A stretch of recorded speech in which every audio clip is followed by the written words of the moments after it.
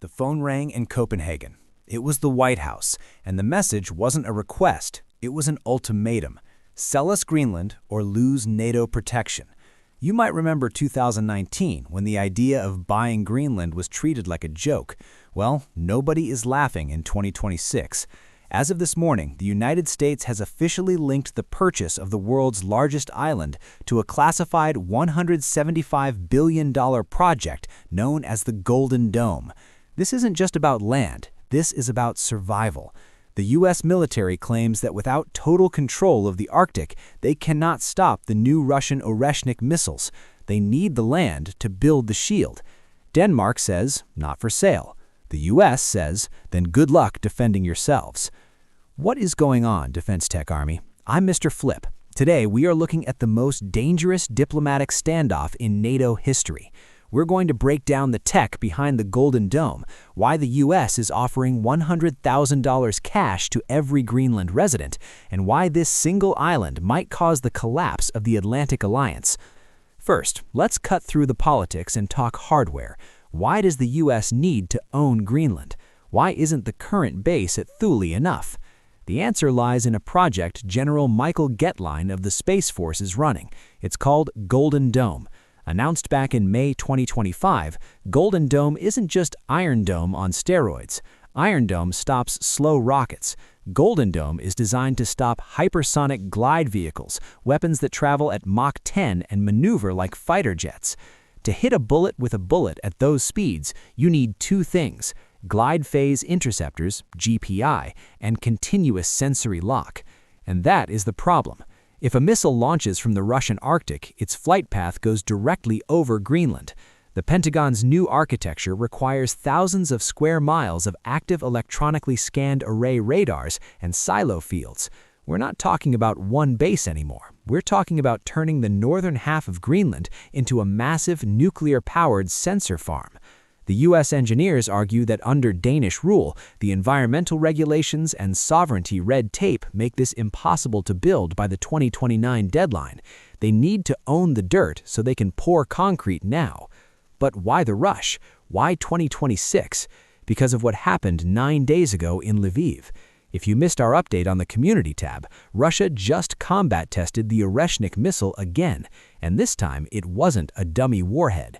The Oreshnik is a nightmare. It's an intermediate-range ballistic missile that splits into 6 hypersonic warheads. In the Lviv strike, it bypassed 3 layers of Patriot batteries. Now, look at the map. Put an Oreshnik in the Russian Arctic, and it doesn't just hit Ukraine. It hits Chicago, it hits New York, and it gets there in under 20 minutes. And it's not just Russia. China just deployed the Ju-10, that massive drone mothership we covered last month. It can launch 100 suicide drones from 50,000 feet. U.S. intelligence believes these motherships are being designed to fly over the Arctic Circle, using the curvature of the Earth to hide from current radar until it's too late. Here's the scary reality. Right now, the hypersonic gap is real. Defense experts rate Russia's offensive tech at a TRL-9, battle-proven. The U.S. defensive tech? It's at a TRL-4. It's still in the lab. Golden Dome is the catch-up play, and the White House has decided that Danish sovereignty is a price they are willing to pay to close that gap. So, how do you buy a country in 2026? You don't ask the politicians, you ask the people. Reports from Reuters and the Economic Times suggest the Trump administration is bypassing Copenhagen entirely. They're considering a lump sum offer to the 57,000 residents of Greenland. The rumor? A payout of up to $100,000 per person and automatic U.S. citizenship if they vote to secede from Denmark and join the U.S. as a territory. The total cost? About $6 billion. For the U.S. military budget, that is pocket change. Denmark is furious. Prime Minister Frederiksen called this a hostile act against an ally. Greenland's leadership says we are not for sale. We are Greenlanders, not Americans. But here's the twist.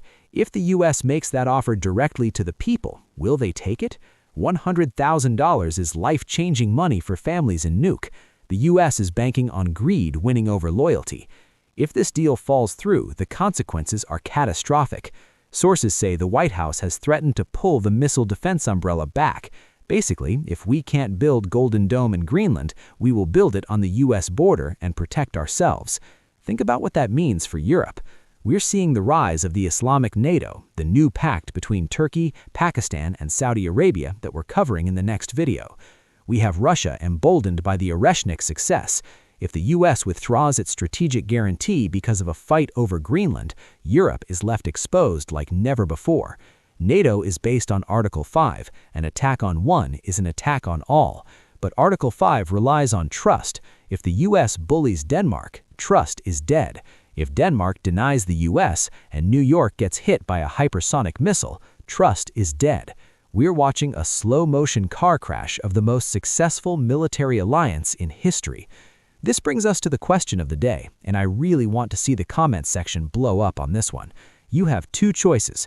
Choice A, the realist. The threat from Russia and China is existential. If Golden Dome saves millions of American lives, the US must have Greenland. Choice B, the idealist. You cannot treat an ally like a colony. Are you Team Shield or Team Sovereign? Vote in the poll I just posted on the community tab or leave a comment below. We are tracking this hourly. If the State Department issues a formal travel advisory or if Denmark mobilizes troops to the island, you will hear it here first. In the next video, we're going deep into that Islamic NATO pact.